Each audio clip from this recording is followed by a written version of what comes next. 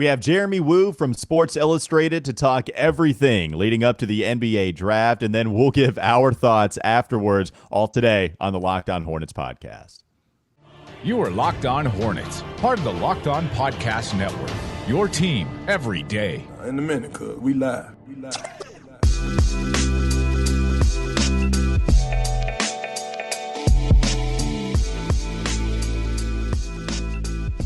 The NBA draft is fast approaching. We are trying to keep you as informed as possible. And what better way to do it than to have Jeremy Woo on of Sports Illustrated? You can follow him on Twitter at Jeremy Woo. Jeremy, thanks so much for the time, man. How are you? Doing good, man. This is kind of the fun time of year where it feels like everything matters, even if it sometimes doesn't. So, there's always something to do. I'm just kind of counting the days down. We'll give the fake meaning to it. That's fine. The good news is we have NBA final stuff, and then boom, NBA draft. You don't have a chance at all to take a breath, but that's exactly how I like it. I want the NBA draft as soon as the NBA final so we can continue to talk about stuff. Jeremy, as Charlotte Hornets fans, I think most of us were really happy to see your latest mock draft. You came out with what I think may be the best case scenario for the Hornets. You had Duren fall, Jalen Duren, center from Memphis. He falls to 13. Then they select Malachi Branham at 15. My first question is, what do you think the likelihood is of Jalen Duren falling to the Hornets on draft night? Yeah, I think there's a chance. I think there's a chance he definitely could be gone. I would keep an eye on, I think San Antonio and New York could both be, possible landing spots for him. So, based on, where I was on this a week or so ago, I think it's probably a little less likely, but it's not out of the question. And I do think one of Duren or Mark Williams will probably be there at 13. Just from me kind of eyeballing this now. Yeah, you had Mark Williams pass Jalen Duren, and I know he did really well at the combine, basically just because of the measurements. The guy's a freak, right? I mean, he has the standing reach that is equal to that of Rudy Gobert. Doesn't have any body fat on him. This is somebody that has kind of been rising up a little bit. Do you think ultimately it will be Jalen Duren above Mark Williams? And just what do you think the chances are that Williams could be that guy as a center who was selected first? Yeah, I think it kind of hinges on. Obviously, I think there are a couple of landing spots for Duren in the top 10. If they pass, then I think it can become kind of a toss-up because, when you get to a team like the Knicks, I think you could argue it both ways. I don't think OKC is going to take one of the bigs, so then boom, you're at 13. So, there's a chance they could both be there.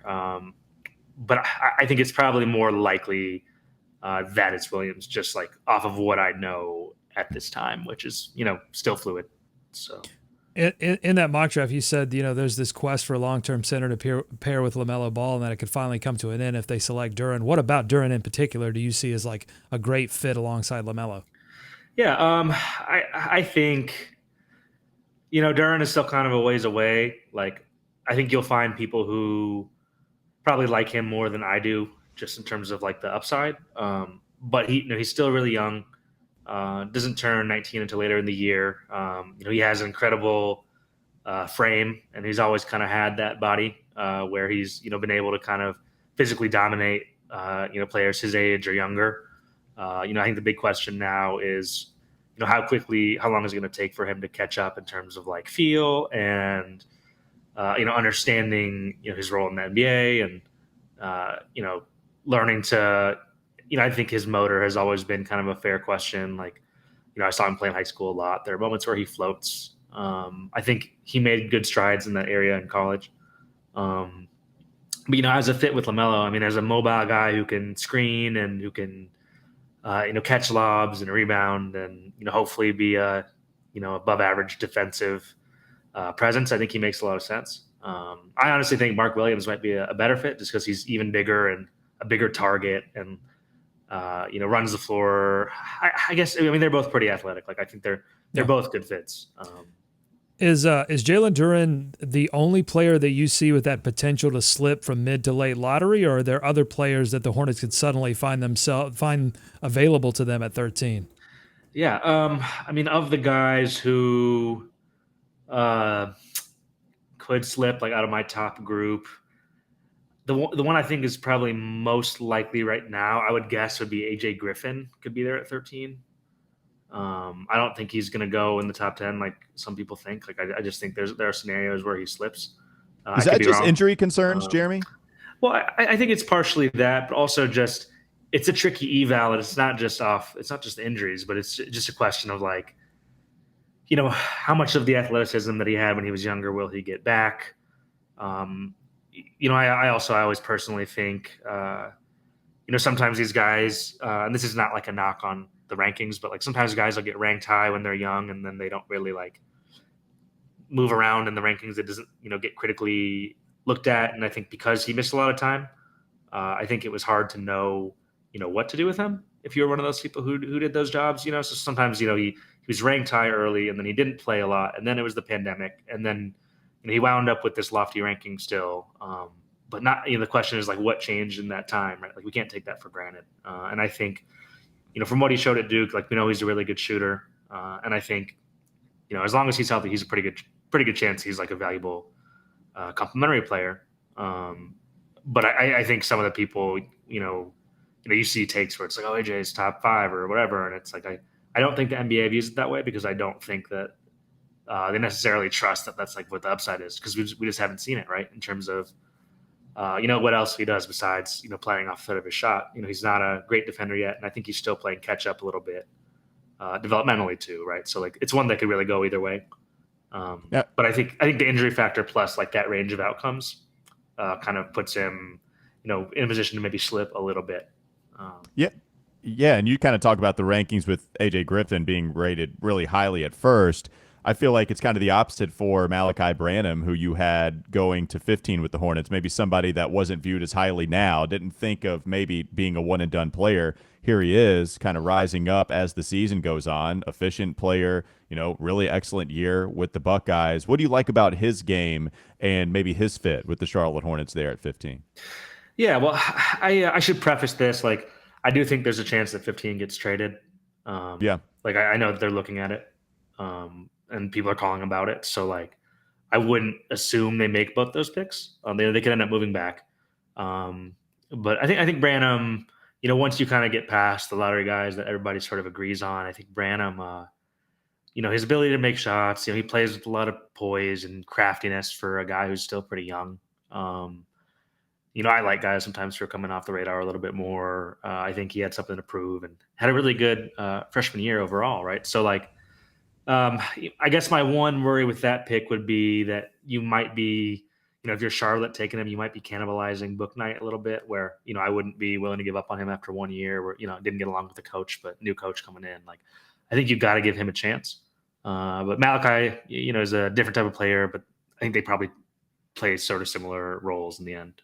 But if they are ready to move on or they decide they want to just take a shot, I think of the guys who are left, like you can kind of see the upside with him as really probably going to be a good shooter, can kind of play on and off the ball. Doesn't have the great size for a wing, but I think enough that you just kind of see the trajectory he's on and you think, hey, maybe this guy can grow into, something more than that. So, if they're willing to take a shot on upside there, Abaji would be like maybe a more boring pick at 15, but like would also probably play right away. You can kind of go a couple of different directions there if they stay on that pick. Yeah, and you talk about just the ability maybe to trade this 15th overall selection. I know that's what you've been hearing. We've heard some of those rumors so far. Miles Turner again. I mean, we've talked more about a different player on a different team on a Hornets podcast. Like, it's Miles Turner all the time rearing his head. What do you think the chances are that could happen? Or what kind of value, I guess, could that 15th pick get in return as the Hornets have been looking for a center now for quite a while? Yeah, sure. I mean, I think that's the question, right? Like, would you rather have Miles Turner now? And then, if that you're doing that deal, then does that free you up to, not take a big at 13, right? And that's where some of these scenarios kind of open up as we're kind of working down the draft. Like something I do every day, right? I'm thinking about how this could unfold. So like, yeah, I think it kind of depends. I know that there's some teams that are trying to move up and it kind of depends on what they're offering, right? Like, personally, I don't know if I'd probably rather have, Mark Williams for cheaper than Miles Turner right now, just because, and also like I would question, Miles Turner isn't really like a he's a good player, but he's not like a super, transition oriented, like high flyer. He's more of a half court player who screens and can shoot and kind of does that. But Miles Turner, he's kind of going down the path into being like sort of like a Brook Lopez type guy, I think. So, and I think you could question, if you're trying to be a transition team with LaMelo, then does that really make sense? So I don't know. I don't know if that's what they end up doing. But I do think like if there's a veteran piece that fits or a way to move salary around, like maybe you send out 15 and you attach, Hayward to it and you get some other stuff back that you like and you kind of shuffle the deck, like that might be worth thinking about. Yeah, so we'll see exactly, how it all plays out. At 13-15, the Hornets do have some ability to move or possibly just, use both of those picks. I want to get into some more scenarios here in just a moment. We'll have plenty more from Jeremy Woo coming up next. We'll talk about Shaedon Sharpe's floor and what it means, the fact that he had a solo workout with the Charlotte Hornets. Let's talk about PrizePicks because NBA fans, I know you're looking for a daily fantasy option for the NBA. You need to try the award-winning app PrizePicks. PrizePicks is daily fantasy made easy.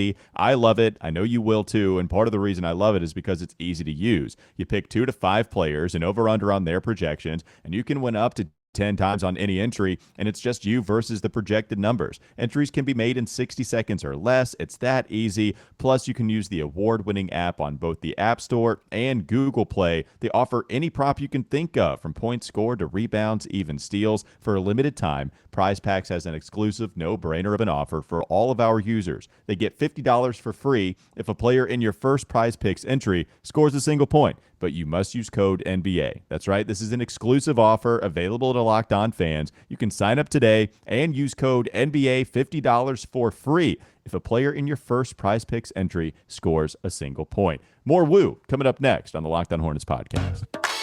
Big thanks to Jeremy Woo, as I mentioned, still joining us to talk about all of these different draft day scenarios that could unfold. You mentioned James Bouknight. That was a question that I already had down. You said you didn't want to cannibalize Bouknight by maybe adding a Branham or something like that. Also kind of Kai Jones, right? 2 first-round picks that didn't see a whole lot of time. Bouknight saw very little. Kai essentially saw 0. What were your thoughts on both of those guys heading into last year's draft? And is it possible to kind of, get a grip on where they are right now? Yeah. I liked both guys, genuinely. I think, I still believe in Bouknight. Like, I think he's very talented. I think there's more in there. You kind of got to bring it out and, maybe you worry a little bit about whether it's the right fit.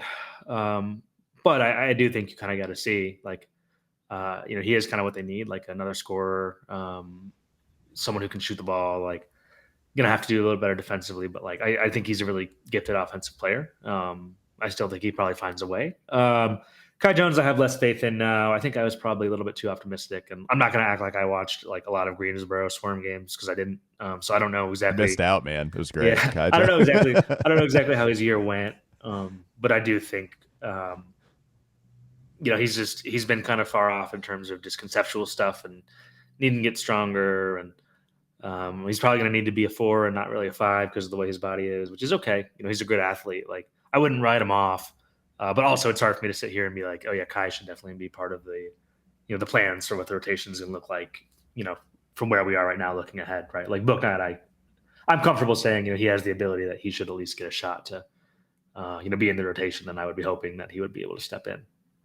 Yeah, and so much of that minutes distribution is going to depend on this new coach that they've hired, Kenny Atkinson. Would love your thoughts on the Kenny Atkinson hire and just when you think about what Kenny Atkinson likes to do, pace, space, shoot the ball on offense. What kind of players in this draft do you feel? I don't know how much they're going to consult Kenny on this. Him being hired just several weeks before the draft, but what kind of players in this draft do you think would fit sort of the Kenny Atkinson mold of a guard or even a front court player? Yeah, that's a good question. I think it does make sense. Just thinking about, like you said, sort of his track record. With ball movement heavy teams, and I think playing an attractive brand of basketball. I doubt that. Considering he's still obviously coaching the finals, I don't know how much input he's going to have on the picks, but.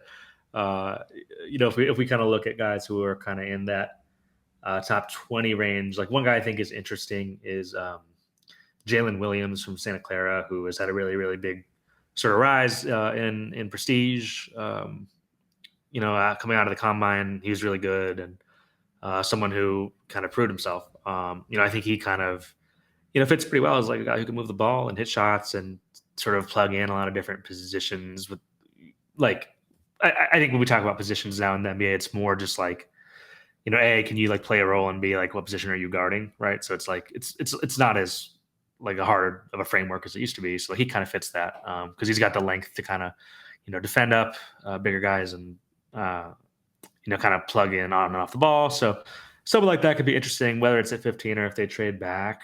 It's kind of, I mean, their roster is kind of an interesting place when you think about it.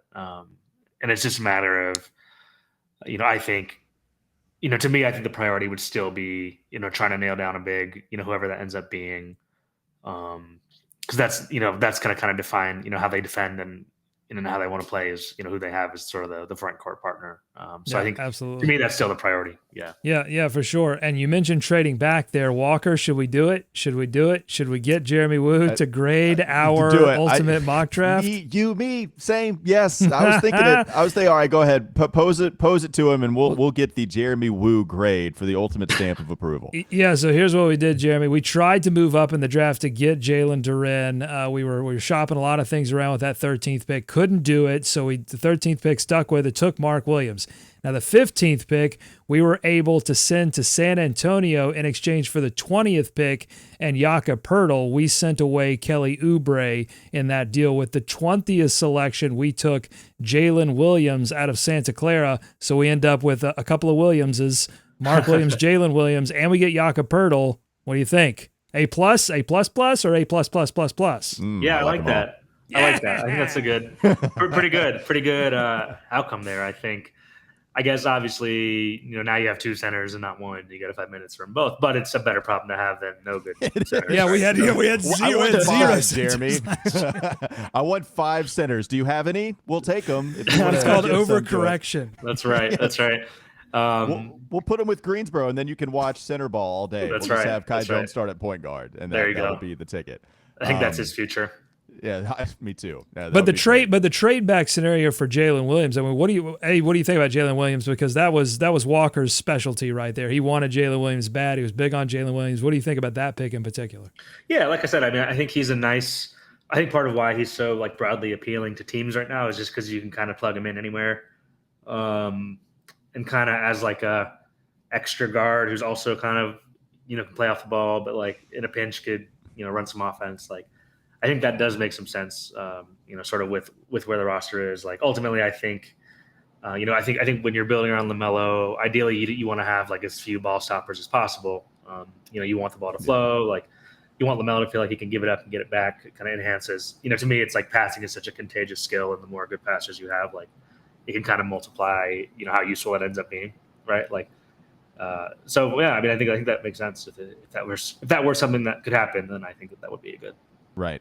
All right, just a couple more questions before we get you out of here. The first one is Shaedon Sharpe worked out with the Charlotte Hornets. Maybe a little surprising considering where he's supposed to go. Yep, solo workout along with Mark Williams. So the end of the week last week was pretty interesting for the Charlotte Hornets with both of those solo workouts. I want to ask you about Shaedon Sharpe first. Just what do you think the floor is for him? Like, is there – you had him go 8 in your latest mock draft. Is that a possibility, or do you expect most likely probably top 6 pick or something like that? Yeah. So I think at the combine, I was thinking he was going to go higher.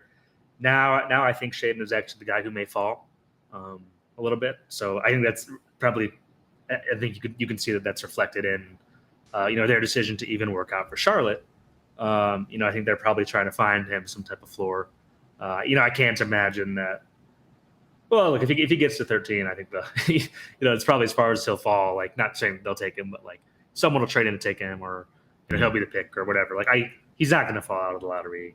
It's not like that. But I do think like the more that we're sort of learning about, how the top picks can go, the harder it is to kind of find a landing spot for him super early. I just think.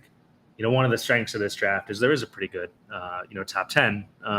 You can debate the strength of the, number 1 pick candidates relative to other years, but I think that there are clearly guys who are good players, and the first dozen guys or so, are gonna, I think, have good careers and are interesting prospects in any year. So in the context of Shaedon, I just think that people don't feel as familiar with him. His workouts, I've heard kind of mixed stuff. You said he did 1-0 in Charlotte. I know that he's gone other places and done 3-on-3 and been in competitive settings. And I think the results have been a little bit mixed from what I understand. So, I would guess he's still probably gone before 13, but it's not like totally out of the question that he could be there. And that's obviously, I think, why they sent him there. So. Well, and final one for me, just Shaedon Sharpe solo workout. Same thing with Mark Williams. Both had that same day. Do you put any stock into that aspect of it being a solo workout, gamesmanship? Oh, this team really, truly likes this prospect, or is it just they're a top prospect? These guys will get those 1-on-0s sometimes. Like, is there anything you make out of solo workouts leading up to the draft?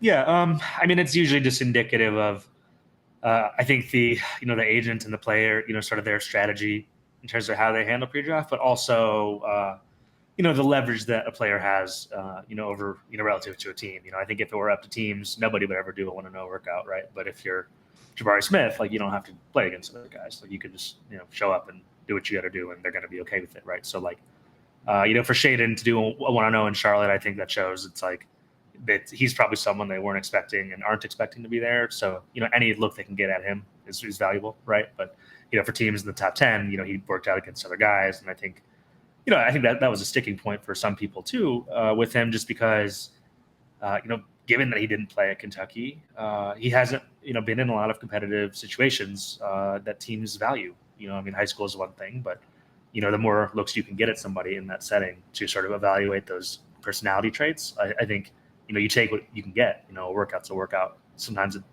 isn't worth anything. Sometimes it's interesting. But it's just about, putting yourself in position to learn, what you want to learn about a guy, right? So, Charlotte probably wasn't going to be able to get him to, play 1-on-1 or 3-on-3, but I think just getting him in is still valuable to them in case he is on the board, right? Yeah. Sir, just very quickly, Jeremy, you in your mock draft 45, you have the Hornets taking Tyrese Martin, senior out of UConn. What is a Tyrese Martin?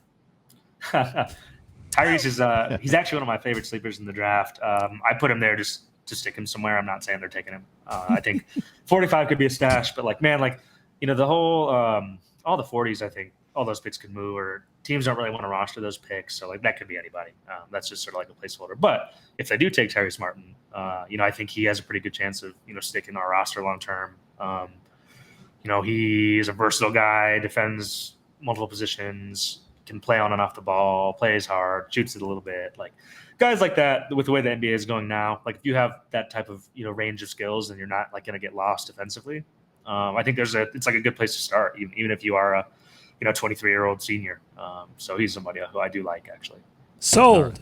All right, I'm yeah. sold. Tyrese, that's the only guy we want. Anybody else, we're angry. Forget we him. want Jeremy Woo's suggestion of Tyrese Martin. You can go to that mock draft. You can follow everything Jeremy Woo's doing on his Twitter account at Jeremy Woo of Sports Illustrated. Thank you so much for the time, man. This was awesome. Learned a lot. We really appreciate it, and have a good rest of your day.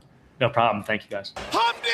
Awesome stuff from Jeremy Woo. We'll give our thoughts on what he had to say leading up to the NBA draft. But now, before we talk about BetOnline, BetOnline.net is your number one source for all your betting stats and sports info. You can find all the latest sports developments, news, and odds, including this year's NBA Finals matchup, the NHL Hockey Conference Finals leading into the Stanley Cup, Major League Baseball, and, of course, all the latest fighting news from MMA and UFC to boxing. BetOnline is your continued source for all your sport wagering information, including live betting, esports, and more. You can head to the website today, or you can use your mobile device. You can learn more about the trends and the action. BetOnline, where the game starts. Let's get to our thoughts coming up next on the Locked On Hornets podcast.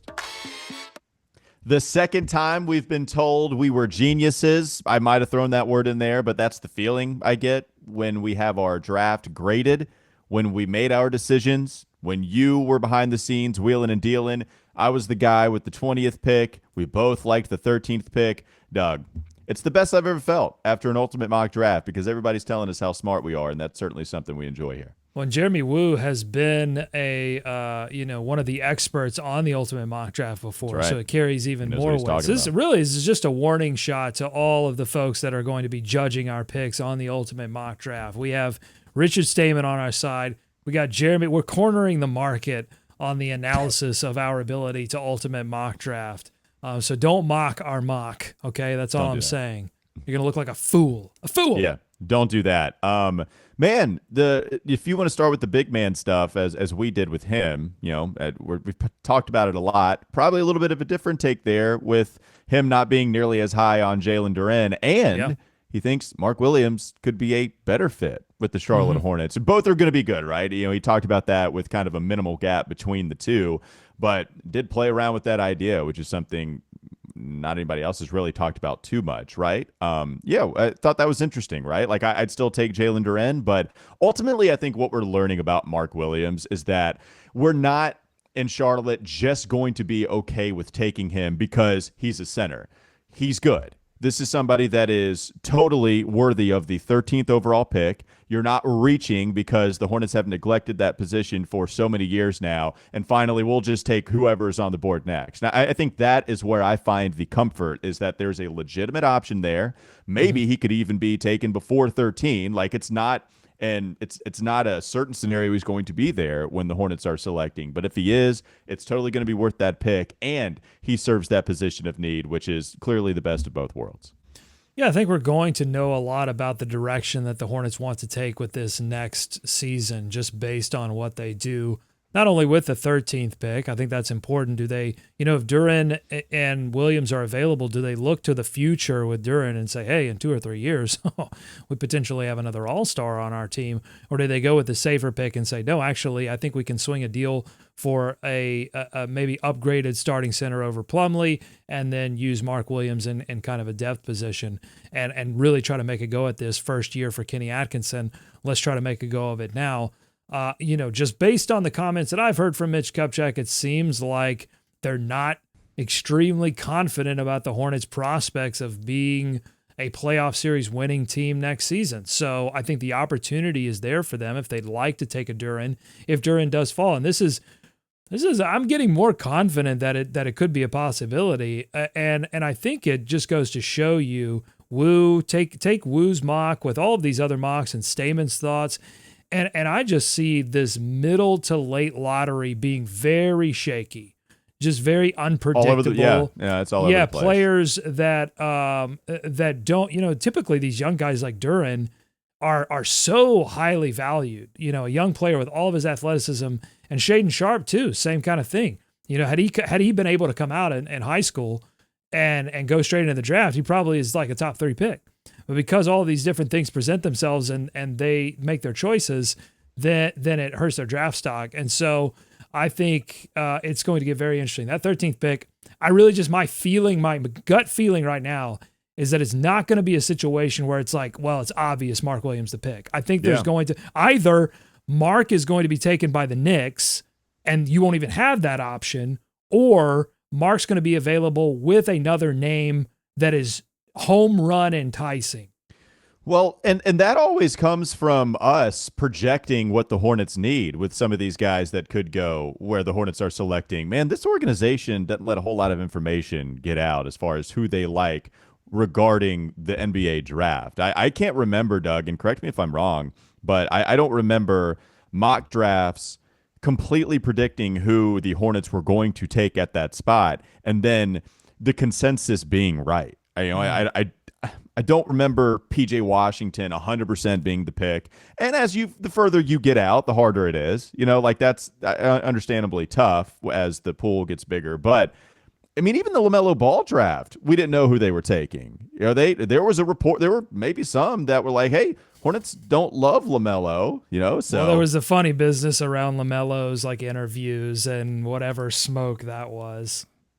But point being is that we're not necessarily going to get a 100% indicator on who the Hornets are going to take at 13 or 15. I do want to talk about, also Jeremy Woo mentioning, hey, just as a disclaimer, I don't necessarily think the Hornets are 100% going to make both of these picks. And that aligns with what we talked about yesterday when Jake Fisher said Hornets are shopping 15. Jeremy said on his own account, he knows that the Hornets are kind of willing to get rid of 15. That indicates to me, Doug, like Hornets are very much so willing to do so, right? Like, hey, we're willing to get rid of 15. If there's a veteran we think can come in and help this team right away, let's go ahead and pull that trigger as long as we don't get killed on any kind of value. He also said maybe you just don't worry about trading 15 for Miles Turner because you could just have Mark Williams, get him on a better contract, and Miles Turner might not even fit because he's more of a half-court player than he is a rim-to-rim type of guy. Like, I thought both of those,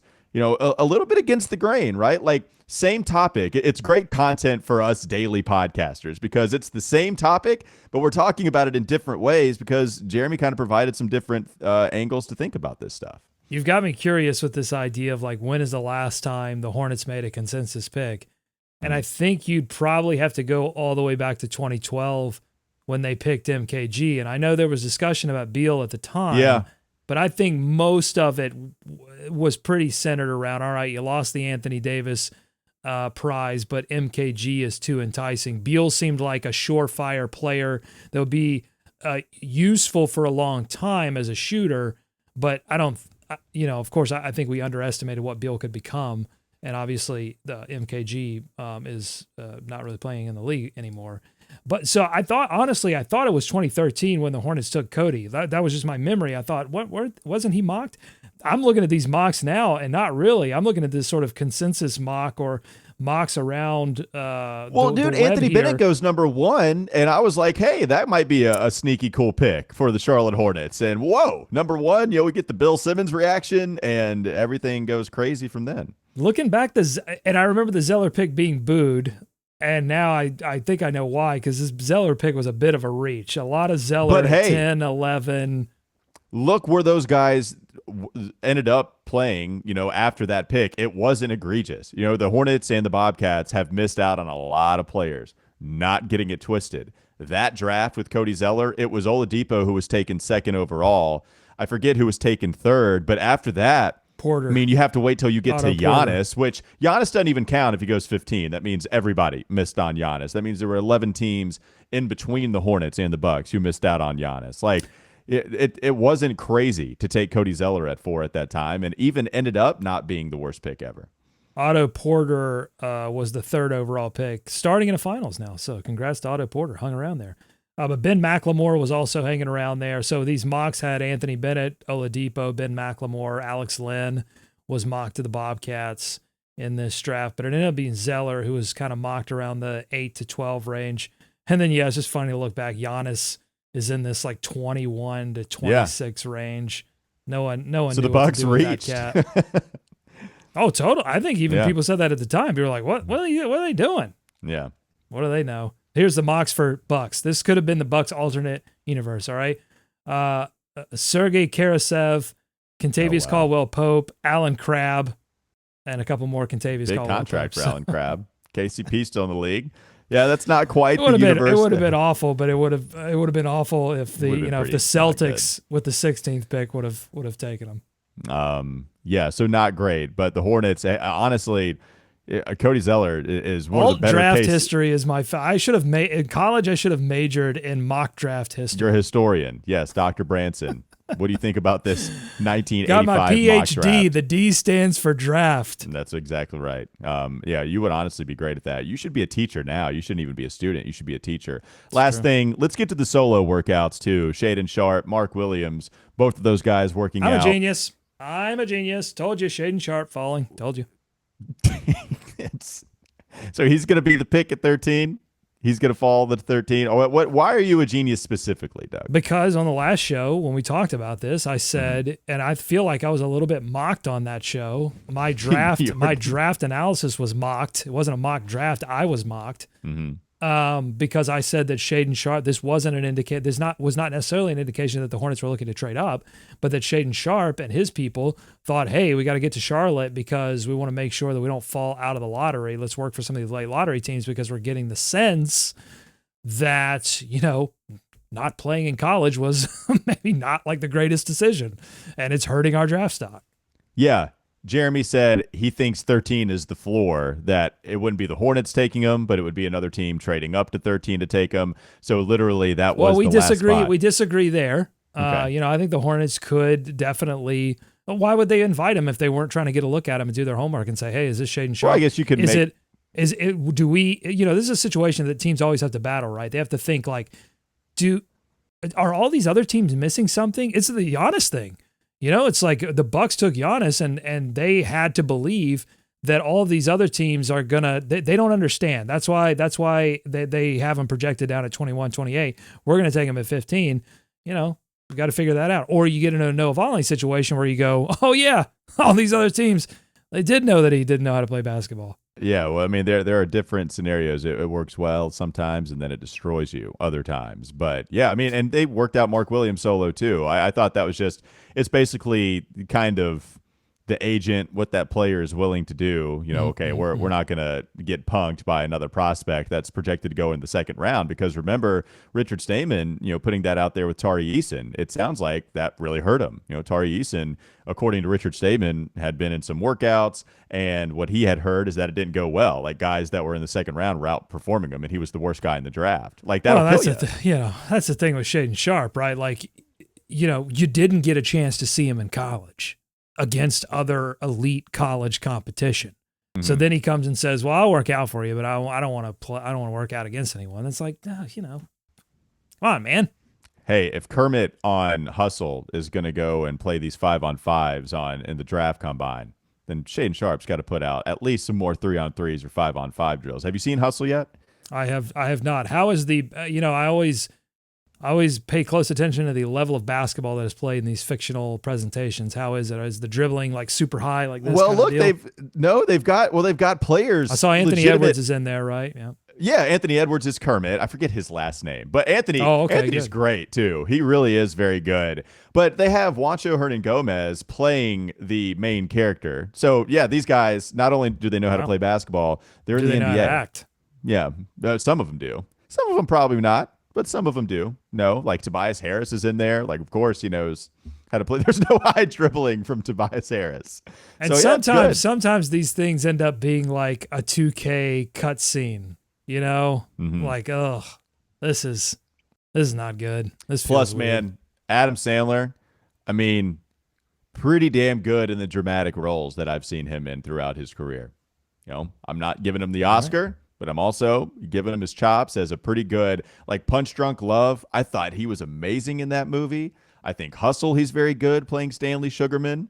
I know Spanglish is something a lot of people really liked as well. Like Adam Sandler doing a pretty good job in the dramatic roles. Just want to give him some pretty obscure. You just went for some pretty obscure Adam Sandler. Well, to be fair, cuts. those are the only cuts. Well, to be fair, those are the only types of roles in dramatic roles that Adam Sandler's going to get. Like, he's not getting nominated for an Academy Award. I just wanted to give Adam Sandler his props. Also, good basketball player. Like the shot doesn't look good, but it goes in. Maybe we'll draft him at 45 instead of Tyrese Martin. All right, that'll do it for Locked On Hornets. Thanks again for hopping on with us, making us your first listen. Make sure your second listen is Locked On NBA. Catch Richard Stayman, catch Rafael Barlow, also joined by Leaf Tulin. They're doing a great job over there getting you ready for the NBA draft. Again, make that your second listen after you listen to us first with all the great draft insight that we have, because our mock draft keeps getting those A+ grades, those A++ grades. We'll continue to give you some more information as the week goes along here on the Locked On Hornets podcast.